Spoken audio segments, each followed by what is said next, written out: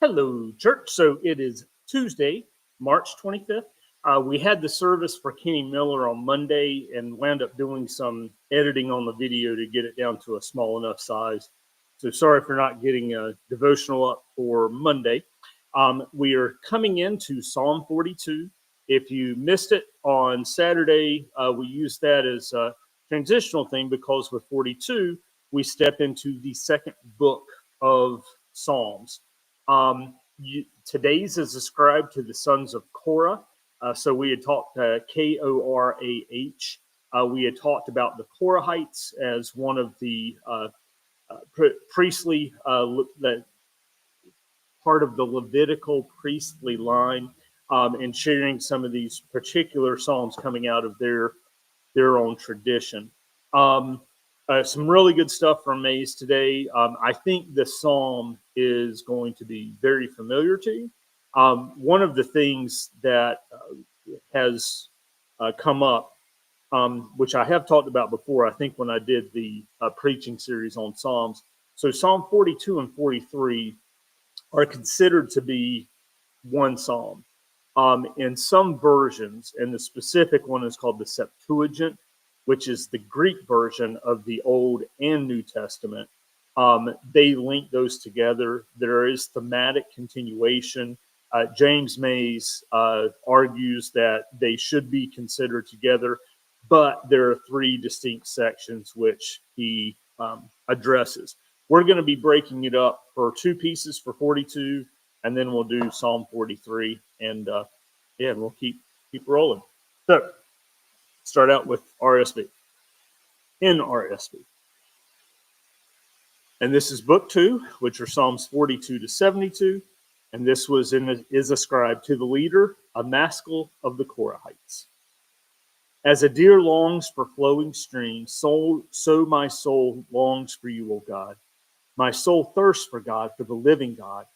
When shall I come and behold the face of God? My tears have been my food day and night, while people say to me continually, where is your God? These things I remember as I pour out my soul, how I went with the throng and led them in the procession to the house of God, with glad shouts and songs of thanksgiving, a multitude keeping festival. Why are you cast down, O my soul? And why are you disquieted within me? Hope in God, for I shall again praise him, my help and my God. And this is from the opening paragraph of Mays in dealing with Psalms 42 and 43, which he entitles, My Soul Thirsts for God. The prayer is about the need of human life for the life that the living God bestows, revives, and preserves. Here it is understood and said very clearly that life depends on God. The need is spoken about in the beginning by the use of the powerful image of thirst. His prayer, the psalmist says, is like the braying of a deer over watercourses gone dry.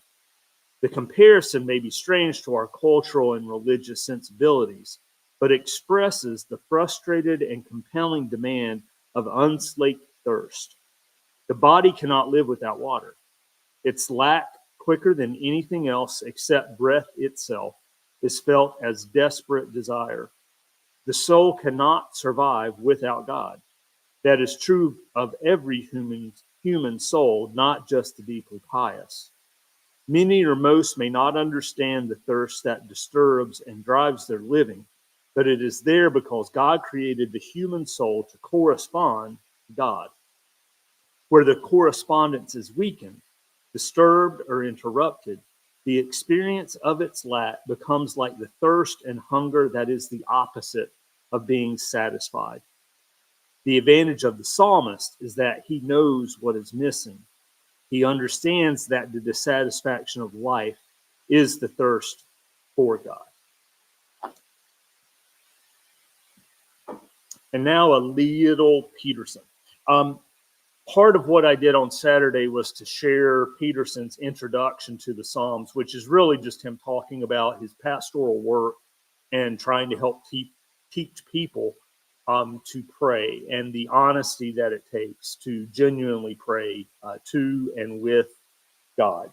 One of the lines that he used in that introduction was talking about in the original Hebrew that the Psalms were really these kind of earthy and gritty pieces, which very often gets translated poetically, which is grammatically correct, but sometimes misses some of that oomph behind it. You heard Mays use that phrase of this deer, and normally we would just say, heart longing for water, and that sense of brain, from the thirst and just needing that source. The description for Peterson in the Message, and he does not identify Book 2 as a part of his continuation of Psalms. He ascribes it to a psalm of the sons of Korah. A white-tailed deer drinks from the creek. I want to drink God, deep draughts of God. I'm thirsty for God alive. I wonder, will I ever make it? Arrive and drink in God's presence? I'm on a diet of tears. Tears for breakfast, tears for supper, all day long. People knock at my door, pestering, where is this God of yours? These are the things I go over and over, emptying out the pockets of my life. I was always at the head of the worshiping crowd, right out in front, leading them all, eager to arrive and worship, shouting praises, singing thanksgiving, celebrating all of us, God's feast. Why are you down in the dumps, dear soul? Why are you crying the blues? Fix my eyes on God. Soon I'll be praising again. He puts a smile on my face. He's my God. Hopefully, you will have a smile put on your face this day as we continue to focus on our God in this Lenten season. And we'll be back with you with the second half of Psalm 42 tomorrow. See you later. You guys have a great day. Bye-bye.